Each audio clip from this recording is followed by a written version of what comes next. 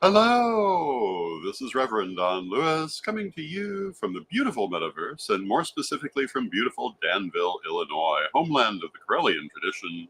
And this is Midday with Reverend Don. Welcome. And as you know, if you follow Midday with Reverend Don, you can type your comments or questions into whatever platform you happen to be watching on, and they will show up here in my chat room and we can talk directly. And just a few minutes ago, I published on Facebook a memory from 5 years ago from one of my previous broadcasts, Reverend Don's Vlog. And that was quite a nostalgic experience for a couple of reasons. One, I did Reverend Don's Vlog for a solid 10 years. Although as that 10 years wore on, it became less steady than it initially was. Initially, it was 6 days a week. And hello to Janet in the chat room. It's good to see you. But I had a lot of fun doing Reverend Don's Vlog. What I would do is every day I would answer people's questions, whatever they might happen to be. And I got some really interesting questions over the years. And hello to Mary Cavalcante in the chat room. It's good to see you, Mary. And hello to Jade Rising in the chat room. It's good to see you, Jade. And it's particularly gratifying to me that some of the people whose names I see in the chat room here frequently during this broadcast are people I know from that broadcast, people who followed my work for many years sometimes, as well as new people. And hello to Renee in the chat room. And I find that really is a big reason that I continue doing this work. The fact that it has meaning to people enough that they continue to follow these things. But with this program, I particularly like the fact that we can, in fact, talk, that we can speak directly. In the vlog, I could only really see people's questions and comments after the fact. But, you know, technology evolves, and I can only imagine where we're going to be a few years from now. And hello to Serdware in the chat room. It's good to see you. And yes, I'm quite certain that these platforms will continue to evolve, and our time together will become even more special because of that. And Mary says, I absolutely love this time with you. Thank you, Mary. I love this time with you. It is a high point of my day. And yes, it's fun to have these conversations, particularly when it's not just me being a talking head. You know, other programs I have done over the years, there was the Corellian Family Hour that I did for a while, the Pagan Pundit program that I did for a while. But in most of them, until the development of current platforms, it was often me being a talking head. And because of that, I'm very good at being a talking head. And there's still an aspect of that in this broadcast. But the fact that we can have more back and forth, more actual conversation, I find greatly fulfilling. And I hope that you're enjoying it as well. As you know, I celebrated my birthday last week, my 61st birthday. And as you may also know, due to various things that happened last year, I almost didn't make that birthday. So it was a particularly special one. And I want to thank everyone who made birthday greetings to me. I did go through and, to the best of my ability, gave a personal thank you to every online birthday greeting. And I want to thank all the people who came out to the real-time celebrations, including Renee, who's in the chat room now. And, you know, it was a great time. And as a thank you to all of my supporters and well-wishers and the universe, I'm offering a special on readings now through Saturday. If you're interested in getting an hour-long reading with me, you can do so at 20% off in honor of my 61st birthday. And if you'd like to do that, you can find them at CorellianPublishing.com and simply use the code year61 when you check out, and you'll get the 20% off. And hello to Bimby in the chat room. And that is my gift to you for the many wonderful gifts that I got for this lovely birthday. And also this week, the new book, Reverend Don's book of numerology should become available. It's been available for pre-order for a while, but it will actually be coming out here within the next couple of days, and I'm sure you're going to enjoy that. And after that, we'll start talking about the next book. And tomorrow, when Chris Copeland will be our guest, we'll be talking about all the different books that we're doing at Corellian.com, or CorellianPublishing.com. And Corellian.com is a different site, the main site for the Corellian Nativist Church. And hello to Steve in the chat room. And yesterday, we talked about happiness and the practice of happiness. And a lot of people were very pleased with that program, which makes me very happy. And it was suggested that I should use this week to talk about emotion in general. And so today I was going to talk about love and fear. And this ties directly into our topic yesterday on happiness. Because, the main message yesterday was to look for the good things, not focus on the bad things. But, this raises the question, why would anyone focus on the bad things in the first place? And hello to Eric in the chat room. It's good to see you, Eric. Why would people focus more on their problems than their benefits? And the answer is fear. And we're going to talk about that dichotomy between love and fear. And by love, we do not mean romantic love. We're talking more about divine love, being in a state of balance with the universe or being in a state of fear. And there is a belief among some spiritual traditions that there are really, in the end, only two emotions, and that they are love in that sense of divine love and fear. And I do tend to agree with this point of view, that all of what we might think of as the limiting emotions, anger, jealousy, grief, bitterness, etc., all are basically caused by fear. It can be fear of the effects of the situation. It can be fear of what the situation says about the person. It can be any number of different kinds of fear. But when things make you uncomfortable, what is at the bottom of it is usually fear. One of the big fears, of course, is pain, both physical pain and emotional pain. And do bear in mind, I'm not saying that this is bad. On the contrary, pain is a very important emotion. And if we don't have it, we run into major problems. There are a number of situations in which people's sense of physical pain is dampened or removed. And when that happens, they often don't know if they've injured themselves or cannot necessarily tell how badly they've injured themselves. And this can be very, very dangerous. Pain is there for a reason. It's there to tell us something is wrong. The same is true for fear. So I'm not saying that you should focus only on love and never think about fear. And as I was saying yesterday, when I talk about focusing on the good things and not focusing on the bad things, I'm not saying don't pay attention to what can cause a problem, not at all. But rather, don't make that your raison d'etre, but focus more when you can on what is good. But you do want to be aware of those things that cause you a fear reaction and why. And this is a big part of shadow work. And those of you who are members of my Patreon at the seminar level will know that last month I did my seminar on the subject of shadow work. And Eric says, I try to focus on the pain I'm feeling, as each ache and pain is a sign of healing. And that can be true. Absolutely. When we work with the shadow, very often we're dealing with, well, almost entirely, actually, we're dealing with fear. The thing that puts things in the shadow is fear. And one of the big things you have to ask yourself as you're dealing with the shadow is there any reason for that fear?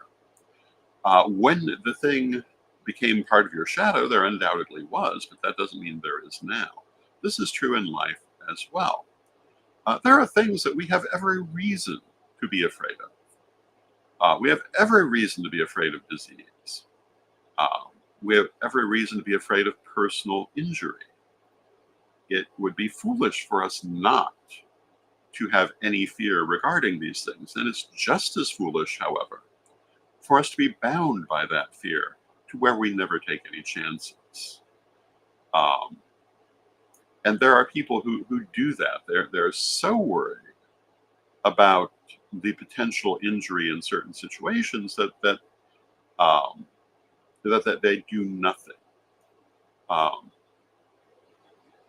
and Eric asked, "What about the fear of death?" And well,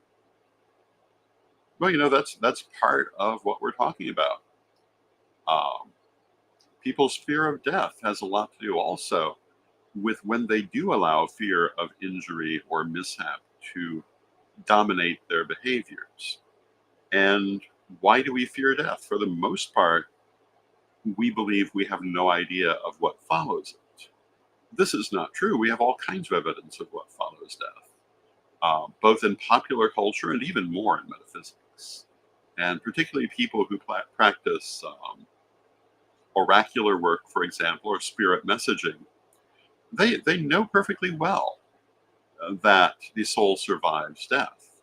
Anyone who's had a haunting experience knows that it's not just the end, although there are a number of different explanations for certain kinds of haunting experience. But yes, that's a major fear for people.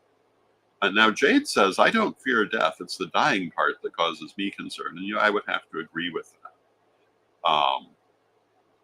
And why do you fear that? You most likely fear the pain that might be involved in it. And I think that's a perfectly reasonable thing to fear. I was always taught that some ways to die are better than others. Falling into a wood chipper is not a good way to die. Dying in your sleep is a good way to die. I remember that some of you will remember the actress Zara Cully, who played Mother Jefferson in the Jefferson TV series. And I remember when she died back in the 70s. Oh, and hello to Nicholas in the chat room. It's good to see you, Nicholas. And she basically just dropped dead on the street one day as she was out shopping. And I remember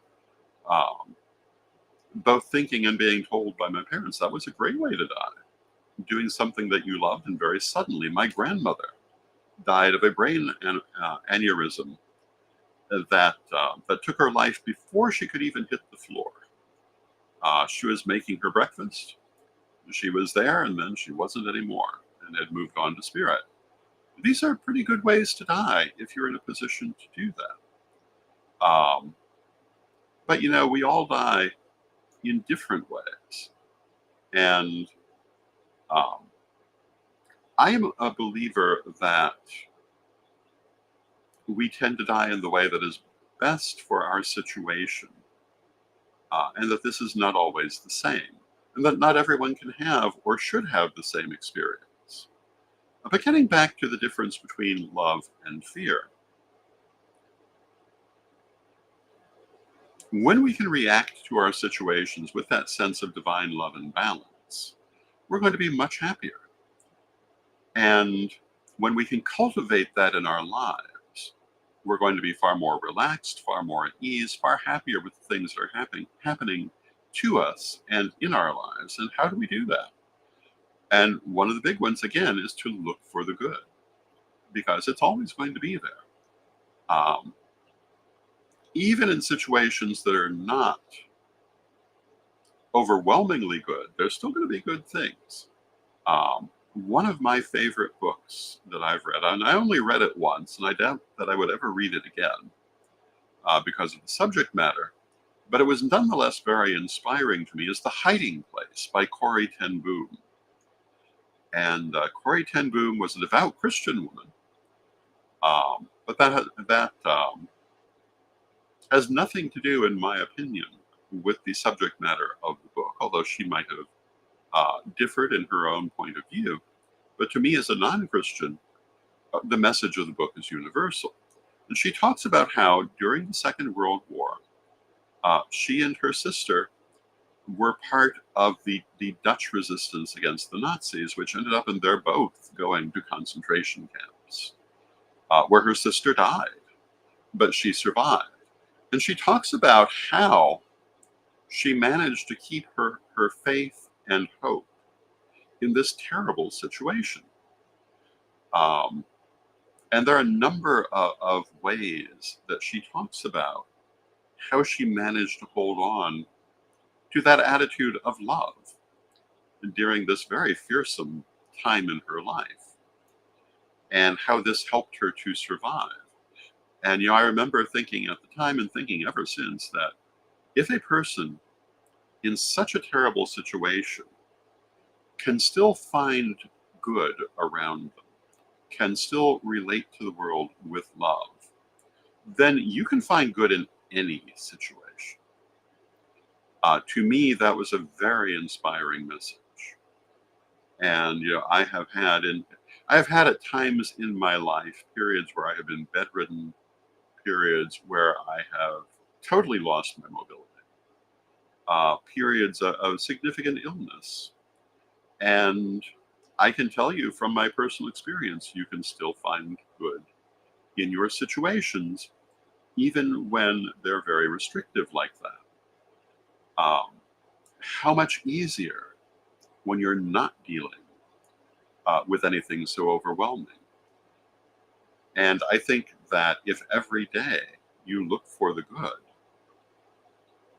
not saying you should ignore the bad, but not let it dominate your life, I think you're going to be far better off for it. Um, and when you do find yourself obsessed with something which may seem negative, ask yourself what you're afraid of. What is the fear, and how can you address it? How can you make the situation better? Don't simply react to it. We were talking about spiders yesterday. We were talking about those great big colorful Joro spiders. And a lot of people suffer from arachnophobia, fear of spiders. And I can remember a point in my life when I had that as well. And I do not now. And one of the ways I overcame it was by asking myself, why am I afraid of spiders? And I finally came up with the reason that I had been taught to be afraid of them, because some of them can be poisonous. And my mother did not know which ones I, as a child, might encounter.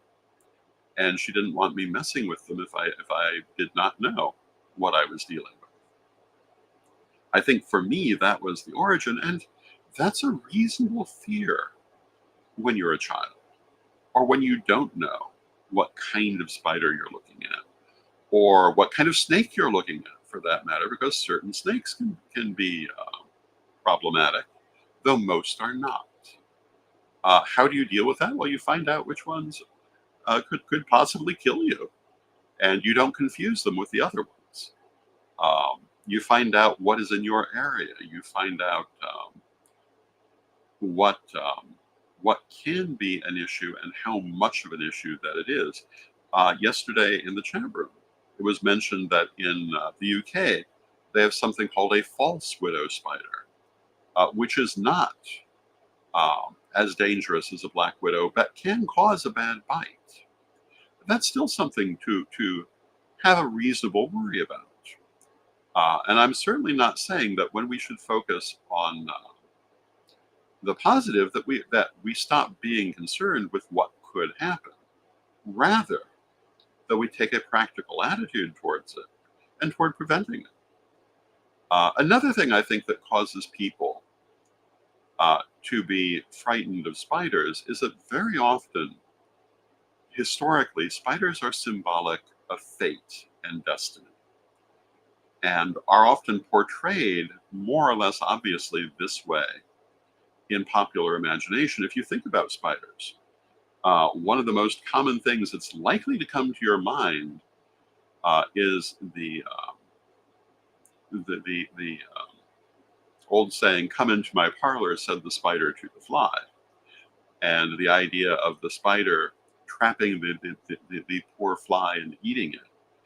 And a lot of people's attitude toward fate and destiny is things that will trap them without their knowledge, um, and that they will get caught in. And this is not an accurate way of looking at these things. It is an accurate way of looking at your shadow, however.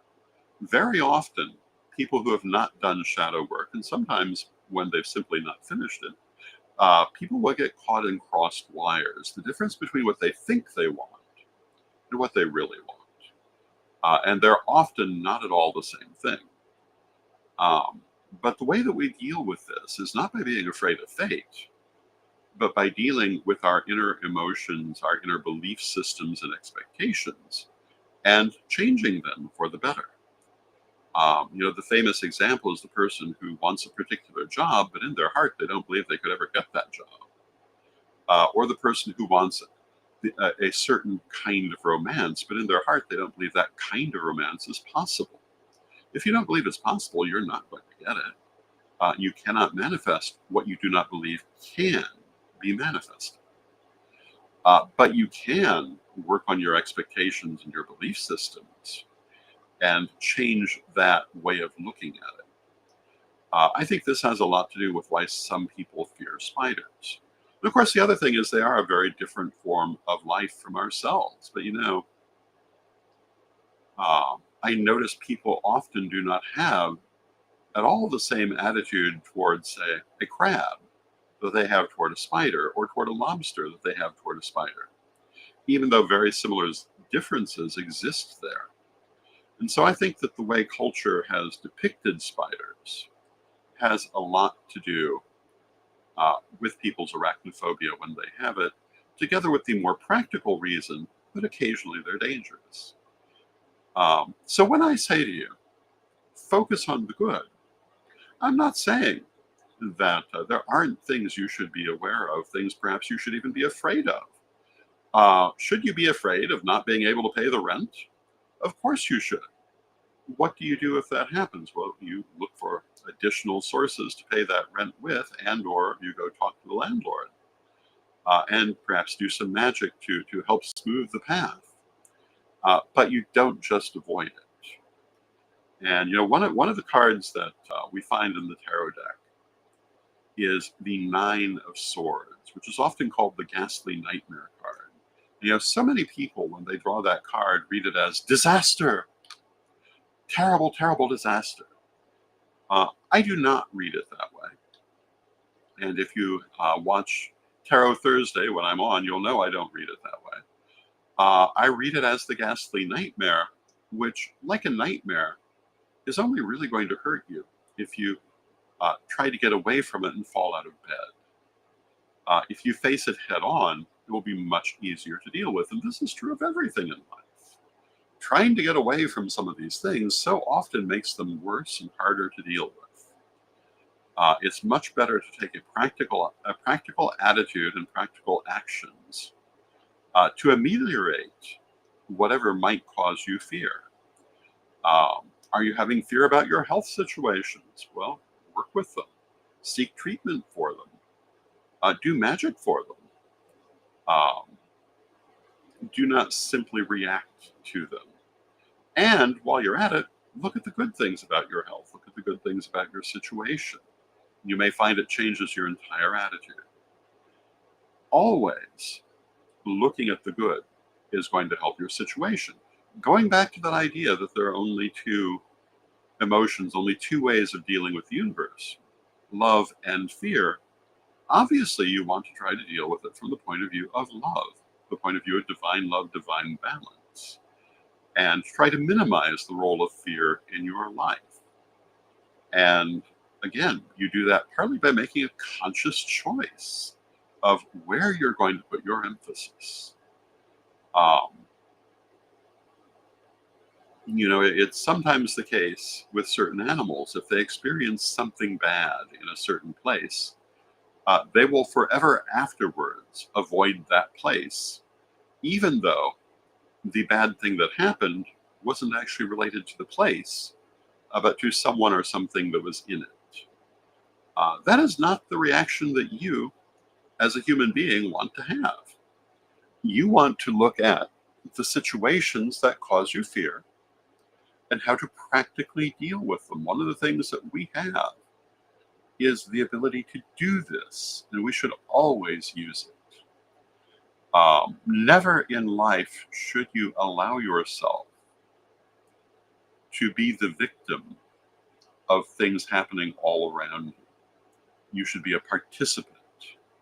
And that doesn't mean you can always eliminate every bad thing that might be happening or ameliorate it. But through your participation, you certainly can have an influence. And above all, on how it affects you. Going back to Corrie ten Boom and her story of maintaining hope and faith in the concentration camp, the things going on outside of you do not ultimately control you. Ultimately, what happens inside you is what controls you. You are what controls you. I used to have a lot of friends, still have a lot of friends in the disability movement. I used to work in the disability movement at one time. At one time, I was the editor of a disability magazine. And I met a lot of people, some of whom were quite profoundly disabled, and still living happy and productive lives. Why? Because they controlled their reaction to life, not merely their physical abilities. Some of them were happier than others, as is true for all people. Um, but, things that you would think, if you did not know, would be very limiting to people and make them feel powerless, don't have to at all. They don't have to hold a person back. And, some of the people that I worked with um, had little or no movement and were still gainfully employed and happily living their lives. They had fulfilling relationships. They had beautiful apartments. They were very, very active in their lives, much more so than other people I know who are perfectly mobile and fully able and hold themselves back through all kinds of fears. Um, Truly, anything is possible. I started working with disabled people after getting my mobility back, after having been bedridden, after injuring my back. And I wish that I had known some of the things that I knew, that I know now, that I knew after, when I had been in that situation. But even not knowing them, I did not allow it to dominate me. When we started Holy City Temple, I literally had to crawl into the building because I could not stand, I could not walk. But I didn't let it stop me. I did what needed to be done. And, if I can do that, anything you want to do, I think you can find a way to do. It may not be the ideal way, it may not be the way that you hoped to do it. But Holy City Temple still exists even today, although it is somewhat reduced capacity at present. But it went on to do incredibly great things because what needed to be done got done. And I would say to you, always remember that whatever may seem to be blocking you, you can find a way. Whatever you may be afraid of, you'll find there are many good things around you nonetheless. And what you're afraid of can probably be dealt with one way or another if you just look for the way to deal with it. And yes, these things can be overwhelming. They can be depressing. They can hold you back in many ways. And, sometimes that's just where we are. I'm not saying there's anything wrong with being overwhelmed by your circumstances. I'm just saying you don't need to be. And you can always find a way to go forward. So that's my message for today. And I hope that you will take that to heart, Tomorrow we'll have Chris Copeland as our guest. We'll be talking about Corellian publishing. And on Thursday, we will have our third installment on this subject of emotions. I hope that you will join me tomorrow and Thursday and Friday when we'll have our weekly roundup. And I thank you for joining me today. I've enjoyed this talk with you. I hope you've enjoyed it with me. For the arachnophobes in the audience, I hope we didn't freak you out with our discussion of spiders. Eric in the chat room says, for me, it's the moving, the way that they move. And, you know, again, they're a very different life form. But the thing is, you can move past that fear. I remember a time that I had it, and I don't have it now. You can move past every fear, ultimately. And I think that makes for a much better life. So with that, we've reached the end of our half hour. Let us close with our prayer, as we always do. Divine Mother Goddess, Divine Father God, beloved ancestors, we thank you for all that you do for us in our lives. We pray that you'll continue to be with us as we go forward. We know that there are many influences around us to which we can react with either love or fear. And we ask you to help us, whenever possible, to react with love and to overcome our fears, to find practical solutions to our fears, and never to be bound by them. Beloved Mother Goddess, beloved Father God, beloved ancestors, we thank you for all of the influences that you bring into our lives. And we know that you're always with us, but from respect, we thank you for your presence, and may you be blessed now and always. And I thank you for your presence, and may you be blessed now and always. And